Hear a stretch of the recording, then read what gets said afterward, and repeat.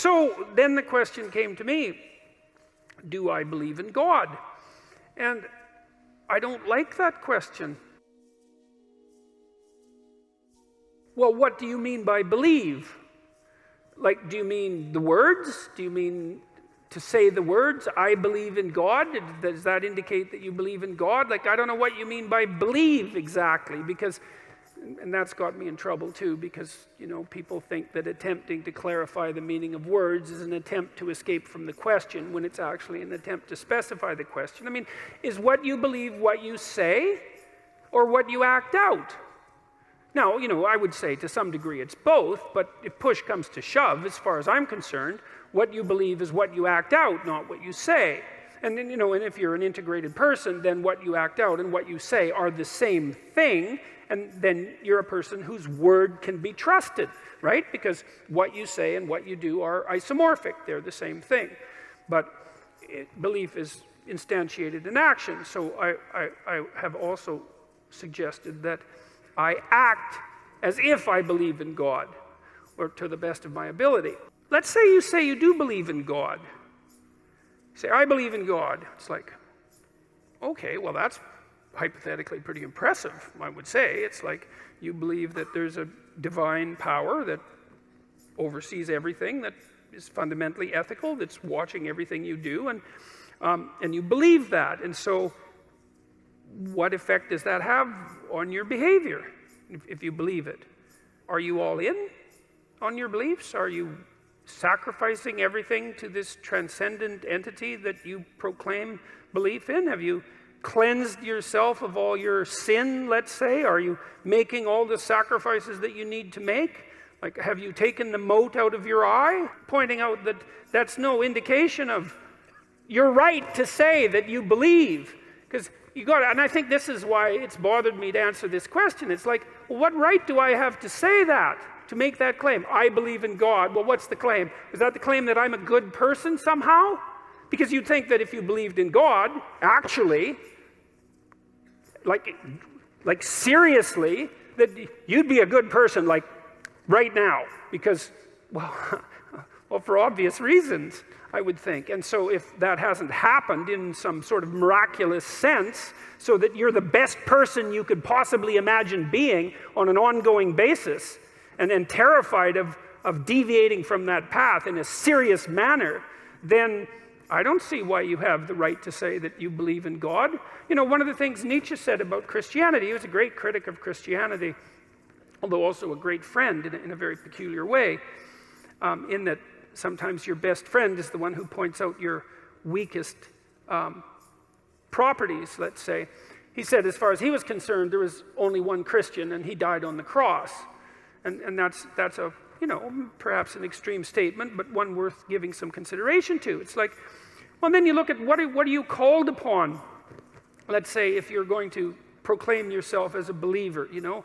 And I thought about this a lot as I've gone through the Old Testament. I did a bunch of lectures last year, and so what are you called upon? Well, you're called upon initially to act out the spark of divinity that's within you by confronting potential with the logos that's within you, which means to take the opportunities that are in front of you, the potential future, and to transform it into the present in the best possible way, using truth and courage and careful articulation as your guide. So that's the first thing you're called on to do. And then the second is to make the proper sacrifices. That's the Cain and Abel story. Is like you want something, you genuinely want it, you want to set the world straight, then you let go of what's necessary and you pursue. You let go of what isn't necessary, no matter what it is, no matter what it is. And then you pursue what's necessary, and then maybe you sacrifice your children to God. That was the story.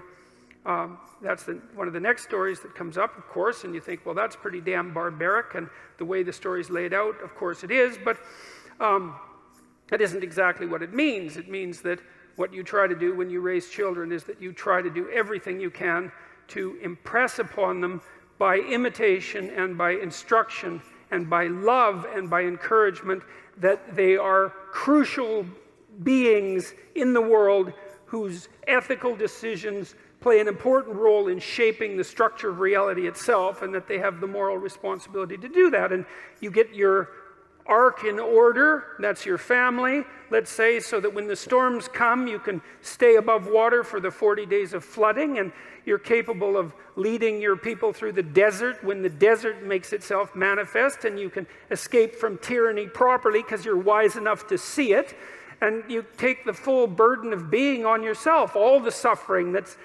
part and parcel of that. You accept that voluntarily, let's say, and you do everything you can to confront the malevolence that's part of you, and that's part of the state, and that's part of the world. And you make a garden around you. That's the paradise, a walled garden. It's a walled, well-watered place, so the forces of nature and society exist together in harmony, and you place your family in that so that they can live properly. And you treat your enemy as if he's yourself, and the same with your brother. And, well, then you can say, then maybe you can say, maybe then you have the right to say that you believe in God. Otherwise, maybe you should think twice about it. Because, you know, there's a line in the New Testament that Christ himself says. Two of them, I should read them too, because they're very relevant to this. I guess I could paraphrase them. A rich man comes up to Christ and says, good leader, good Lord. And he asks him a question about how it is that he should be a good person. And Christ says, don't call me good. There's no one that's good but God. And, you know, that's worth thinking about. I mean, the one person that in principle, in our ancient stories, had the right to make some direct connection between himself and the divine was unwilling to do it when challenged. And so it might be reasonable to assume that each of us could be much more cautious about making that sort of statement bluntly when we're asked. And then the other line is, not all those who say, Lord, Lord, will enter the kingdom of heaven. Got that about right? Which means something approximating, just because you make a claim to moral virtue, let's say, your belief in God, which I can't see how you can make a higher claim to moral virtue than that. You know, I mean, agnostic, atheistic, I don't really care. The point is something like this. Imagine something of ultimate transcendent value. I don't care whether you believe in it or not, but imagine that something like that exists, and then you swear allegiance to it, which is to say, I believe in this. I mean, there's a heavy moral burden that comes along with that, just to allow yourself to utter the words without feeling that you should be immediately struck down appropriately by lightning. And so I think that's why that question makes me uncomfortable. It's that I don't think I have a right to make that proclamation.